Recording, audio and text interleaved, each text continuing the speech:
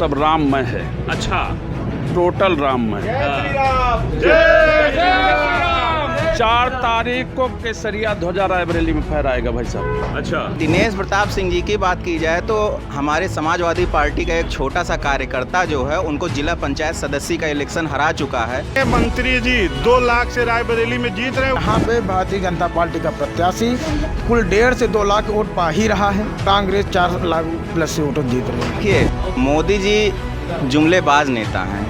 अच्छा, वो उनको फेंकू की कैटेगरी में डाल दिया गया है। वो केवल फेंकने का कार्य करते हैं। मनोज पांडे के कल शामिल होने के बाद उनका 1 लाख वोट बढ़ रहा है। माननीय मंत्री जी 2 लाख से कम जीतेंगे। 4 जून 2 लाख पार। राहुल गांधी जी 5 लाख वोटों से लीड करके सांसद बनने जा रहे हैं। इन्हीं दिनेश प्रताप सिंह ने उसी क्षत्रिय समाज के विधायिका अत्ती सिंह के गाड़ी पलटवा कर पूरे क्षत्रिय समाज को अपमानित करने का कार्य किया था।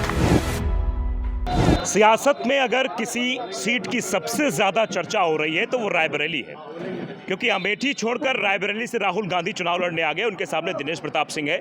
बड़े बड़े नेताओं की जनसभाएं हो रही हैं। भारतीय जनता पार्टी का पूरा अमला या कह लीजिए पूरी कैबिनेट रायबरेली में डेरा डाल रही है। एक दिन के बाद एक दिन प्रचार हो रहा है, बड़े बड़े नेता पहुंच रहे हैं। तो आखिरकार रायबरेली की जनता की नब्ज क्या है और रायबरेली की जनता क्या सोचती है? यहाँ कुछ लोग बैठे हुए थे, हमने पहले ऑफ कैमरे बात की कि बातचीत की जाए, तो सब लोग रेडी हो गए कि बातचीत करने, क्योंकि रायबरेली है, कांग्रेस का गढ़ है।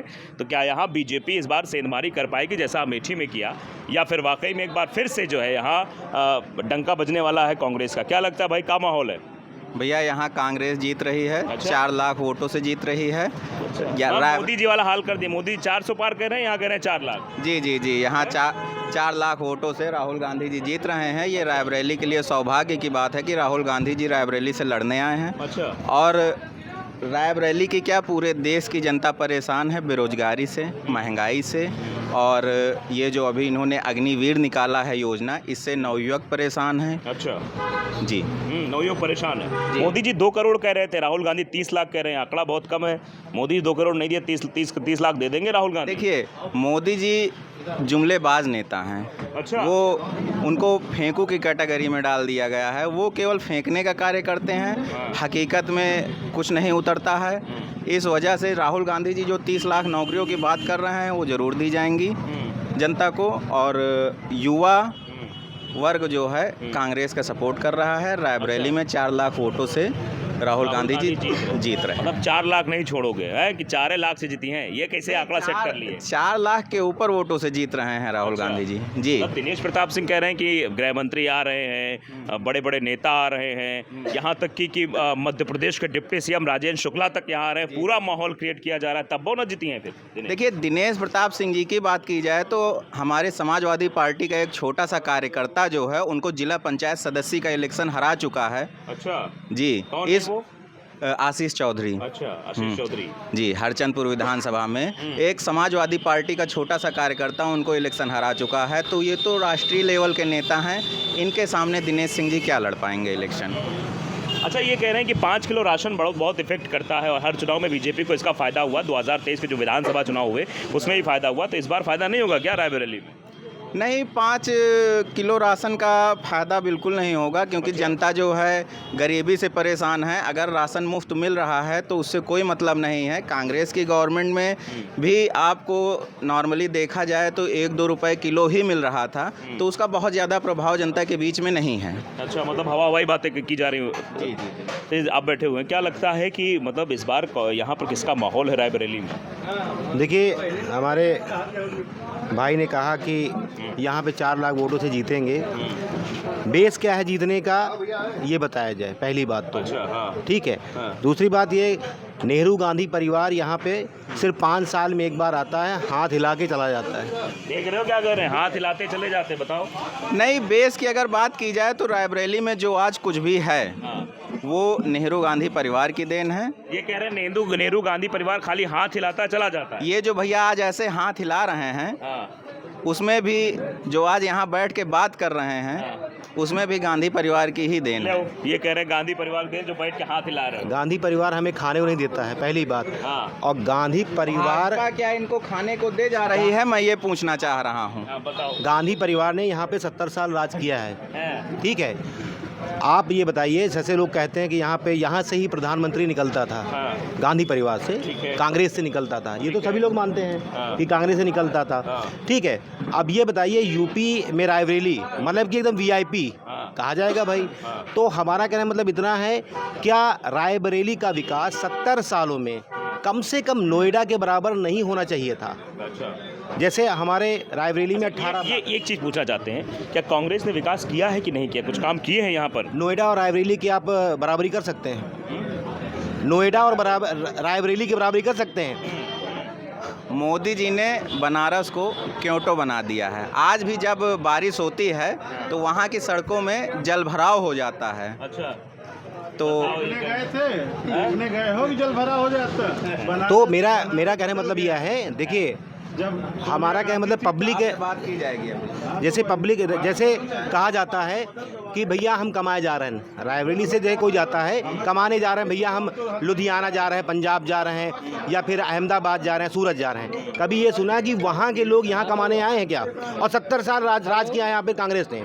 भाई अगर यहाँ डेवलप होता तो रायबरेली का युवा, रायबरेली का जो बेरोजगार आदमी है, बाहर काम करने क्यों जाता? 18 ब्लॉक हैं पूरे रायबरेली में भैया। बड़ी बात बोल दी इन्होंने कि बताइए कि यहाँ पर 70 सालों से राज किया कांग्रेस ने, उसके बावजूद भी रायबरेली का वजूद इतना नहीं है कि बाहर लोग आके रायबरेली में काम कर सकें। बाहर के लोग यहाँ रोजगार कर रहे हैं आके।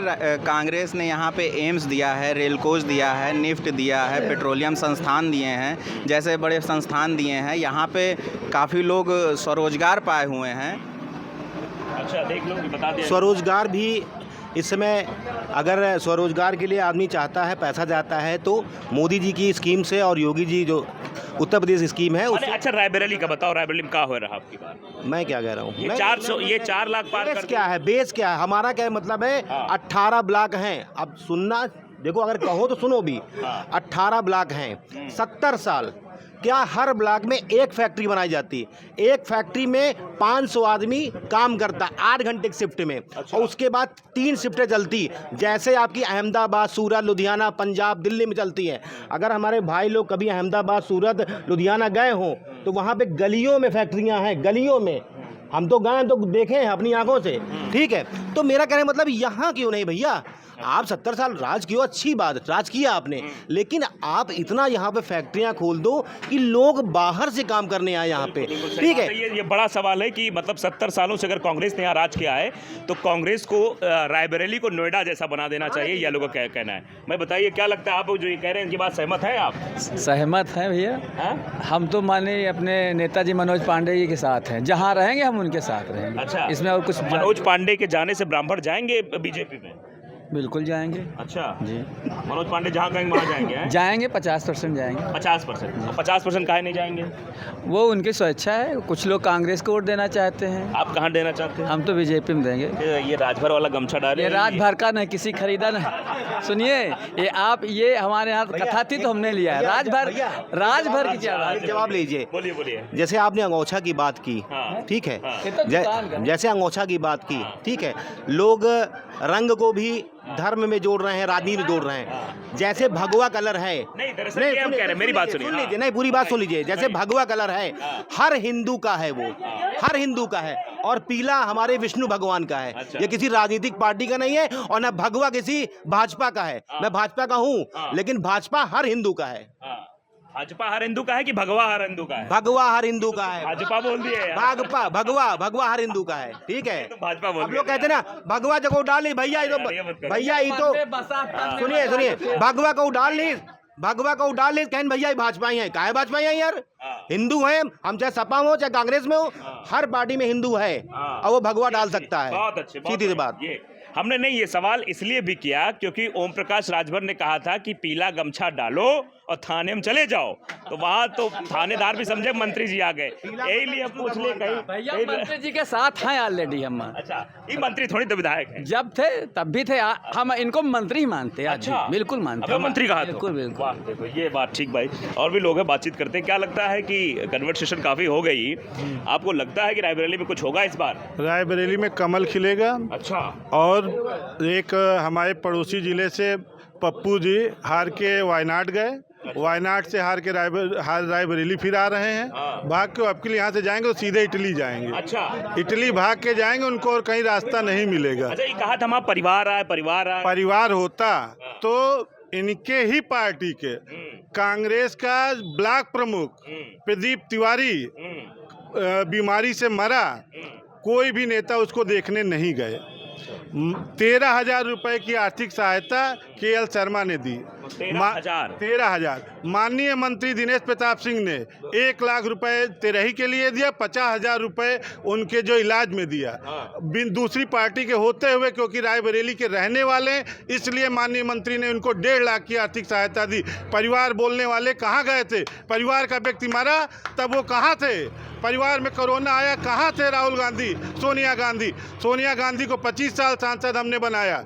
हमारे कोविड जैसी महामारी आई, सांसद एको बार देखने आई, जीतने के बाद सर्टिफिकेट नहीं लेने आई, नौकर उनका सर्टिफिकेट लेता है। प्रभारी बनती है प्रियंका गांधी, वो देखने आती नहीं है रायबरेली को।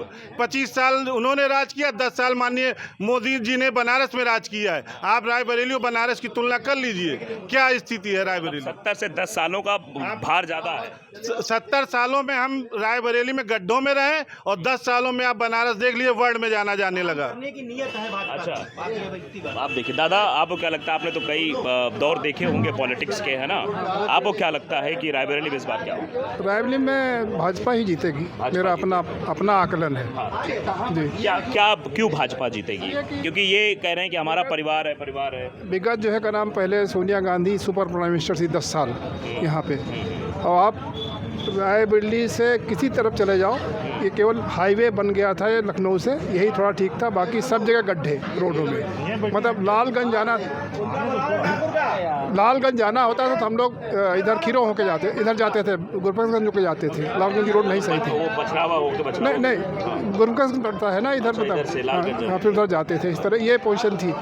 अभी कम से कम जाइए तो रोडें तो आपको सही नज़र आ रही हैं, कहीं भी जाइए। मतलब ये लगता है कांग्रेस ने कुछ नहीं किया। देखिए और भी लोग हैं, क्या लगता है भाई, क्या माहौल है यहाँ का? यहाँ तो कांग्रेस 4 लाख प्लस से वोटों जीत रही है। अच्छा, एक बात बड़ी दिलचस्प लग रही है।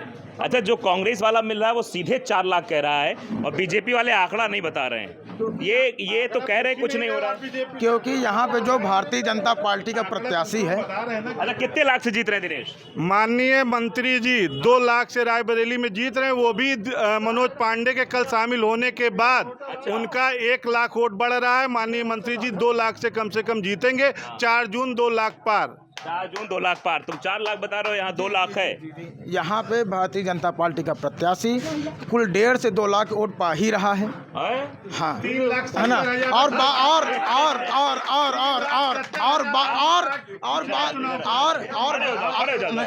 3,70,000 ऑन रिकॉर्ड पिछली बार सोनिया गांधी के खिलाफ पाए हैं। और न प्रधानमंत्री आए थे, न गृह मंत्री आए थे। 18 तारीख को प्रधानमंत्री रोड शो करेंगे, दोबारा गृह मंत्री और JP नड्डा आ रहे हैं और अब कुल 2 लाख पार जीत के दिखाएंगे। हाँ, मैं इसके बारे में बता रहा हूँ। बात यह है कि इससे पिछले बार दिनेश सिंह प्रताप जो भारतीय जनता पार्टी के प्रत्याशी हैं, उनके साथ पूरा क्षत्रिय समाज था। अच्छा। परंतु अभी 2 साल पहले इन्हीं दिनेश प्रताप सिंह ने उसी क्षत्रिय समाज के विधायिका अत्ती सिंह के गाड़ी पलटवा कर पूरे क्षत्रिय समाज को अपमानित करने का कार्य किया था। और बात रही ब्राह्मण समाज की, तो मनोज पांडे जी जो विधायक रहे समाजवादी पार्टी के, वो 16 साल से समाजवादी पार्टी में कार्य कर रहे हैं, जिनकी विचारधारा समाजवादी पार्टी की थी, जिससे पीछे पूरा ब्राह्मण समाज पूरी समाजवादी पार्टी की विचारधारा के साथ उनके साथ जुड़ा था। परंतु अभी 2-3 महीने पहले आप ब्राह्मण हैं? हम क्षत्रिय हैं, 100% क्षत्रिय दिनेश सिंह के साथ है। भाई समाजवादी पार्टी की बात करते, माननीय मनोज पांडे जी ने नगर पालिका चुनाव समाजवादी के सिंबल पे लड़ा और समाजवादियों ने वोट नहीं दिया। 10,000 वोट पाने के रहे, किसी यादव ने उनको वोट नहीं दिया। क्षत्रिय ने जो है और ये ब्राह्मणों ने मनोज पांडे को वोट किया। अच्छा, ये बताओ, ये बड़ी रायबरेली में चर्चा हो रही कि वो जो प्रत्याशी, उन्होंने कहा था ब्राह्मण बीमारी है। कोई बीमारी नहीं है, वो उनका अपना सोचना है। हम लोग तो बिल्कुल मना है। हमारे राष्ट्रीय अध्यक्ष मनोज पांडे जी हैं। ये तो बताओ, ये बहुत चर्चा है, कई लोग कहे हमसे कि वो कहते हैं ब्राह्मण। हमने तो नहीं देखा ना हमने सुना है। ये मीडिया अपना छाप दिया होगा, मीडिया में लिखा होगा, हमने तो नहीं पढ़ा आज तक अभी। हमने लोगों ने कहा लेकिन हमारे कान तक आवाज नहीं आई अभी तक। लोग तो अफवाह फैलाते हैं। चुनाव टाइम में क्या बोल रहे हो? पहले कहा रहे हो? ब्राह्मण समाज पूरी तरह से भारतीय जनता पार्टी की सरकार में अपमानित हुआ है। इसी वजह से मनोज पांडे जी ब्राह्मणों के बीच में वोट मारने के लिए शर्मिंदा है, भयभीत है। एक भी ऐसा शो नहीं हुआ, कार्यक्रम नहीं हुआ जिससे मनोज पांडे जी ब्राह्मणों के बीच में जाकर भारतीय जनता पार्टी के लिए वोट मांगने की हिम्मत जुटा सके। रायबरेली विधानसभा यहाँ लोकसभा से राहुल गांधी जी 5 लाख वोटों से लीड करके सांसद बनने जा रहे हैं और भाई प्रधानमंत्री है। प्रधानमंत्री 1 लाख फिर बढ़ गया। एक आदमी बाद 1 लाख जो कह रहे हैं 70 साल में कांग्रेस ने क्या किया है, 70 साल है उसने ने किया जो आज राज कर रहे हो। भाजपा ने क्या किया रायबरेली के लिए, क्या किया है? कांग्रेस ने ही किया है, चाहे FDI रही हो चाहे कुछ रहा हो।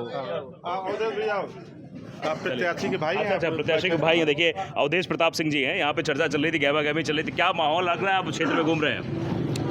माहौल सब राममय है, अच्छा, टोटल राममय। 4 तारीख को केसरिया ध्वजा रायबरेली में फहराएगा भाई साहब। अच्छा, हाँ बिल्कुल। नहीं, मुद्दे क्या रहेंगे इस बार के? रायबरेली के मुद्दे क्या रहेंगे? देश के मुद्दे क्या रहेंगे? रायबरेली का साफ सा मुद्दा है, एक घर का बेटा है, एक वायनाड का नेता है।